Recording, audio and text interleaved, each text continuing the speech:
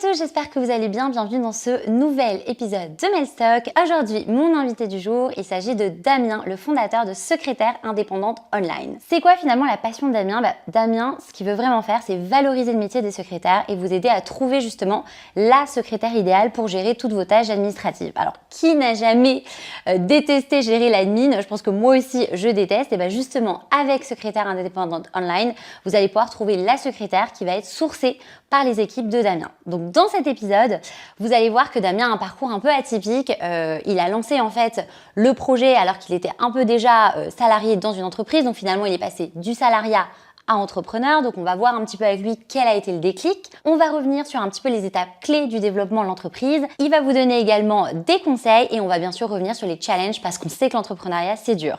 Donc c'est parti, let's go!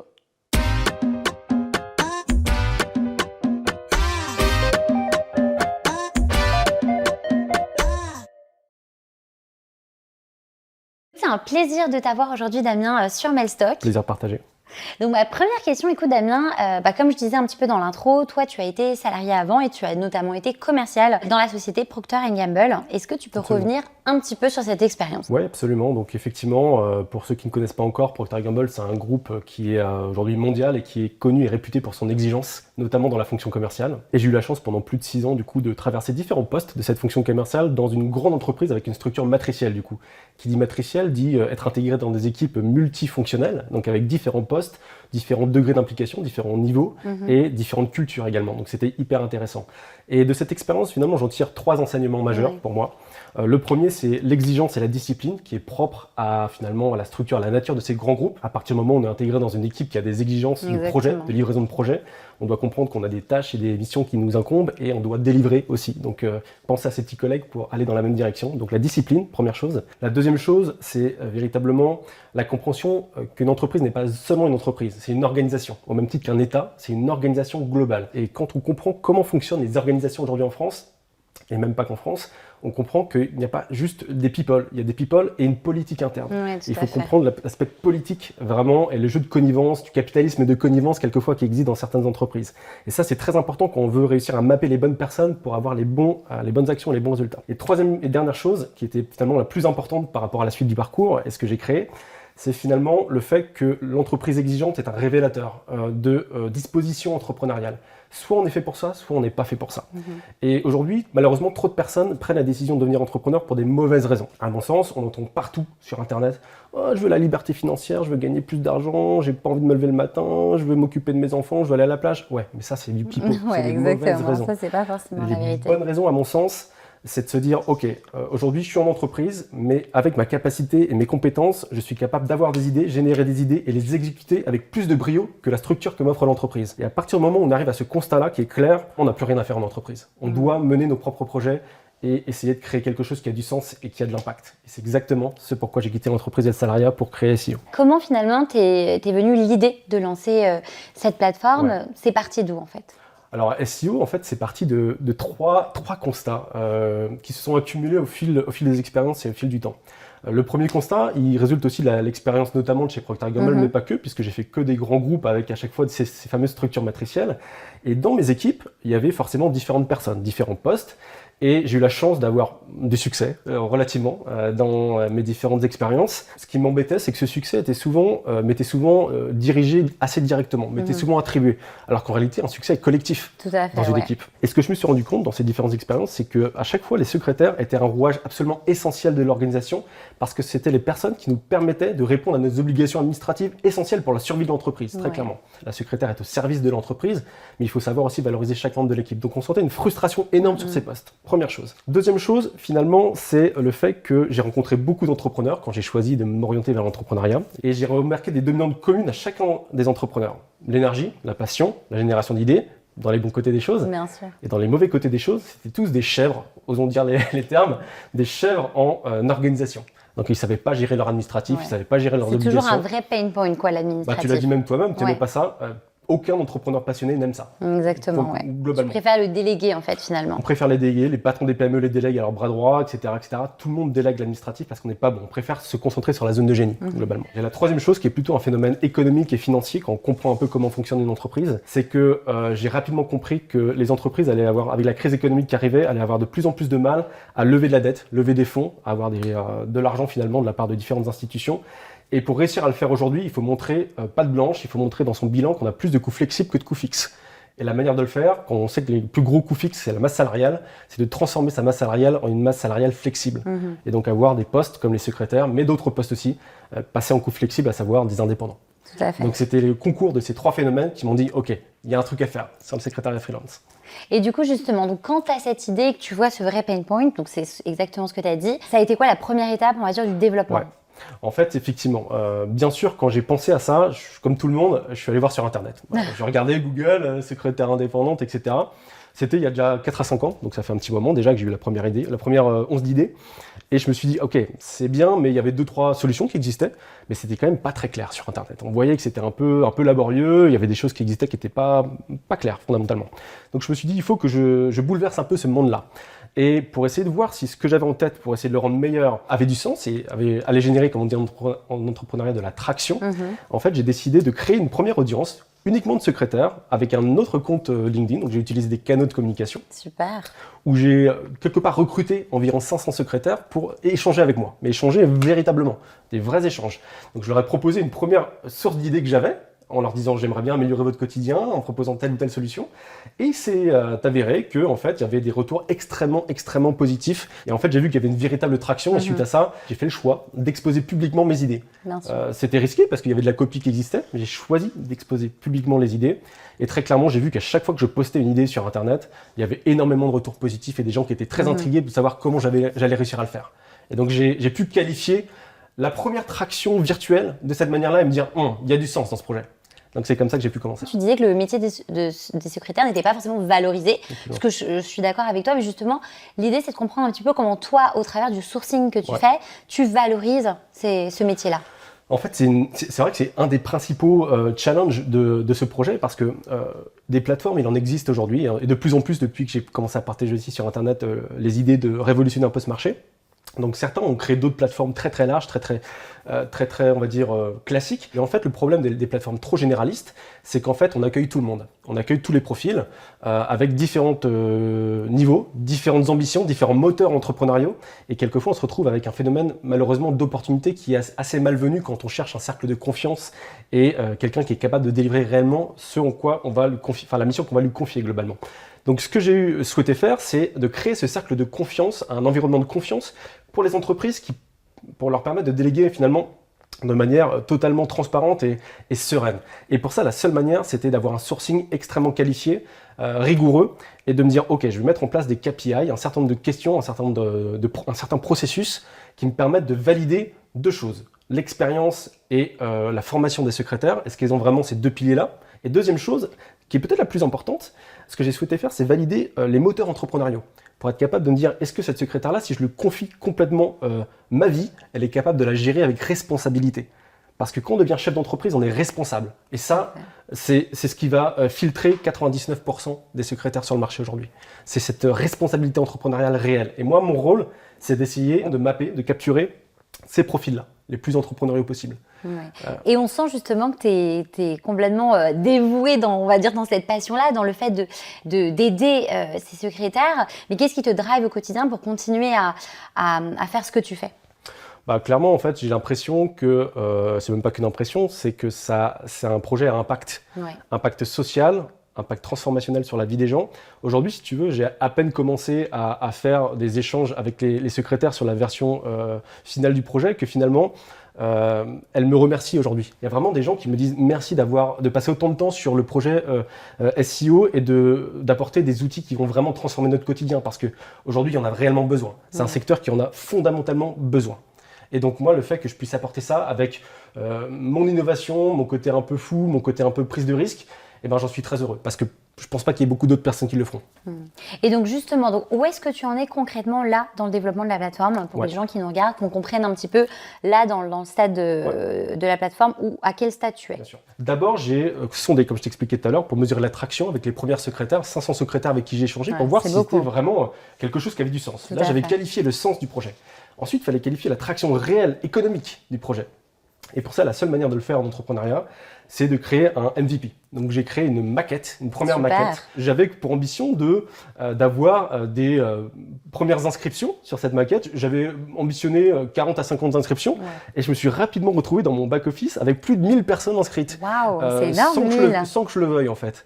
C'était trop, en réalité c'était beaucoup trop. T'arrivais pas forcément à gérer toutes les demandes entrantes. Et en fait, c'est là que j'ai compris qu'il y avait limite un problème sur le projet à l'époque dans le MVP parce que il y avait tous les profils qui étaient capturés. Des profils qui n'étaient pas forcément basés en France, des profils qui n'avaient pas forcément d'expérience, des gens qui étaient juste curieux. Donc j'ai choisi finalement cette option de sourcing très qualifié qui m'a permis de faire évoluer mon modèle par la suite. Donc là, le MVP était très riche d'enseignements. Donc pendant 3 mois, j'ai fait appliquer les enseignements, que ce soit au niveau de l'UX design, au niveau de la partie recrutement, au niveau de la partie business, plan économique. Donc vraiment, on a tout réappliqué à partir des feedbacks des secrétaires pour faire finalement la V2 qui sortira fin juillet, officiellement pour les secrétaires.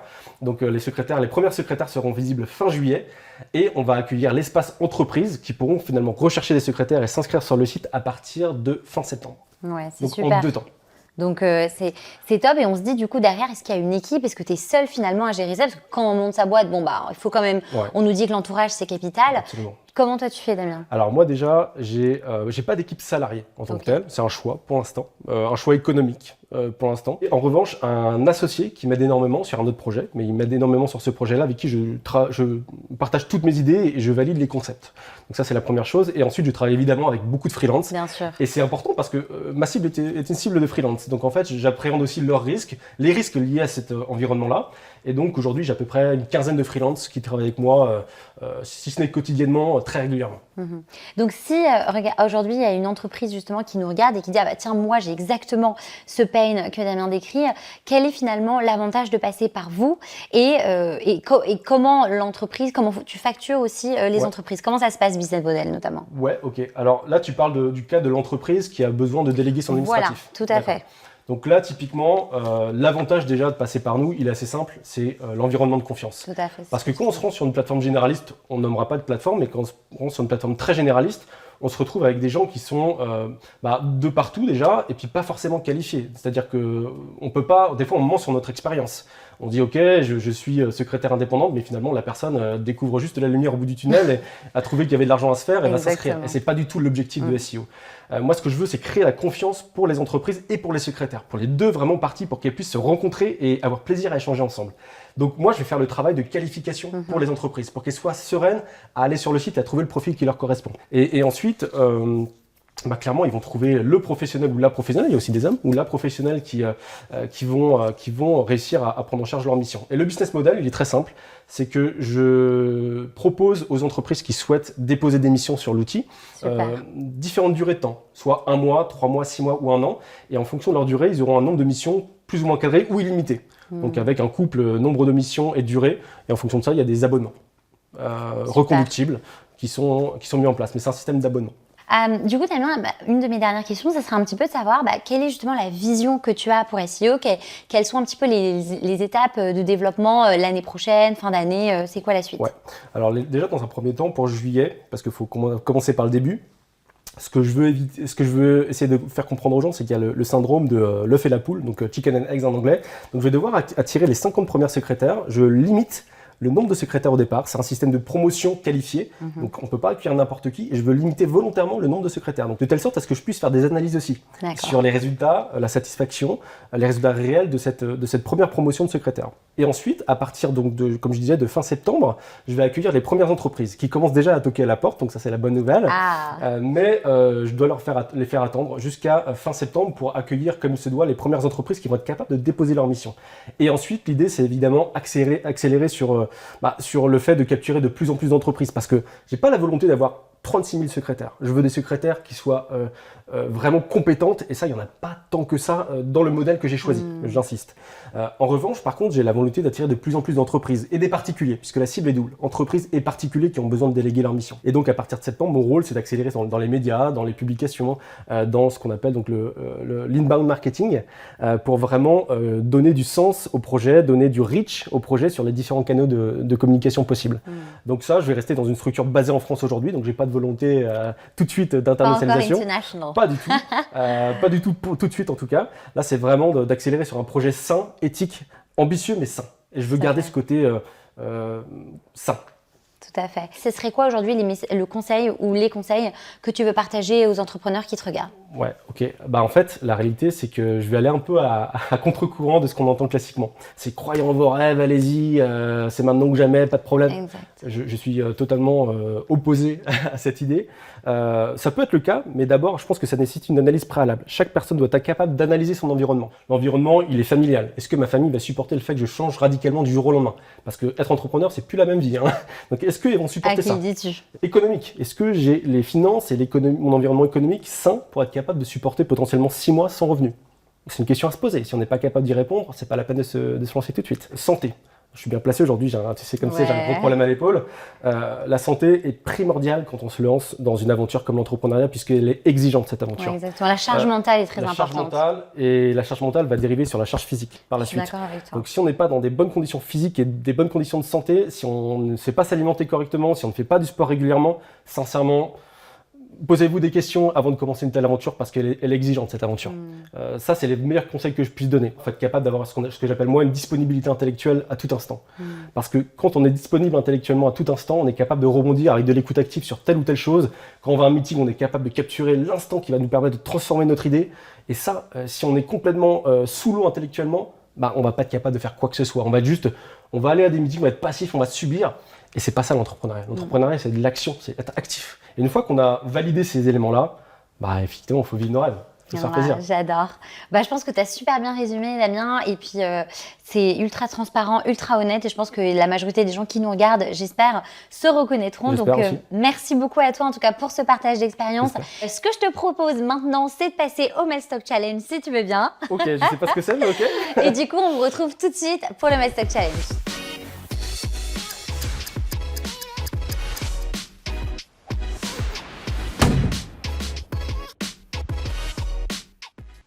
On est de retour avec Damien pour le Melstock Challenge. Damien, est-ce que tu es prêt? Absolument. Il n'est pas stressé.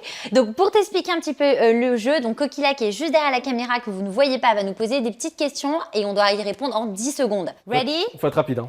Ok. Je me brosse les dents, je mange et j'écoute la radio. Ding.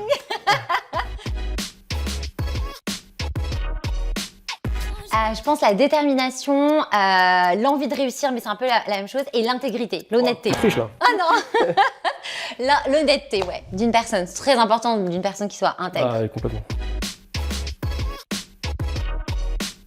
Alors, je pense qu'il faut éviter de tout le temps trop parler de soi, première chose. Deuxième chose, il faut éviter de cacher les problèmes qu'on a pu avoir. Et troisième chose, il faut éviter quand même d'avoir, je dirais, des gros trous dans son parcours. Je sais pas si c'est bon là. Tu es out of time. Mais en tout cas, je partage à 100% ce que tu viens de dire, Damien.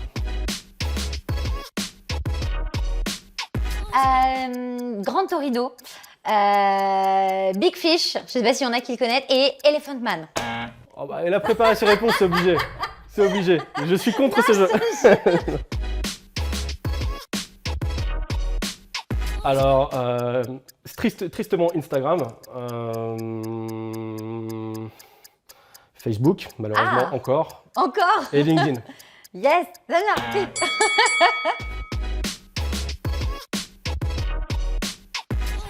Je fais un peu de méditation, je planifie ma journée pour le lendemain et je dis bonne nuit à ma mère. Dis donc, modèle. Alors certains sont plus vivants malheureusement, mais Steve Jobs, clairement. Je dirais Ballmer et Jeff Bezos, même s'il est controversé, je trouve qu'il est admirable. Yay! Eh ben, on verra du coup qui a gagné les points. Je suis pas sûre, je pense que Damien, tu es le grand vainqueur, ou peut-être moi d'ailleurs. On verra ça, tout ça au montage. And the winner is... Comment est-ce que les gens et les entreprises même qui nous regardent, ou même les secrétaires qui nous regardent, peuvent faire appel à tes services ou même justement s'enregistrer sur la plateforme? Dis-nous tout. Ouais, alors effectivement, là, on est comme tu l'as compris, dans le stade où effectivement, ça va être d'abord les secrétaires que je vais chercher à attirer dans un premier temps jusqu'à juillet. Et donc pour ça, en fait, les secrétaires pour qui en fait l'entretien qu'on a eu ensemble et l'interview résonne, fait écho par rapport à leurs valeurs, leurs envies, leurs dispositions entrepreneuriales, peuvent retrouver le projet à travers un bouton qu'on va laisser sous la vidéo, une page de capture avec un certain nombre d'informations qui seront présentes et elles pourront laisser leurs coordonnées de telle sorte qu'on puisse commencer le processus d'entretien, de sélection pour les secrétaires, qui est en 2 étapes, avec une première étape formulaire avec pas mal de questions sur leur formation et l'expérience entrepreneuriale, et ensuite un appel téléphonique qui peut durer assez longtemps mais qui est très important, de telle sorte à ce qu'on puisse valider ensemble, c'est une co-validation de la secrétaire et de moi-même sur leur participation et le sens que ça fasse qu'ils participent à leur projet. Super, donc vous avez tout entendu, ultra clair. On vous mettra tous les liens, nous, quand on repartage la vidéo. En attendant, je te souhaite que le meilleur, en tout cas Damien, pour le développement de SEO. Et moi, je vous dis rendez-vous à un prochain épisode de Mailstock. À très vite.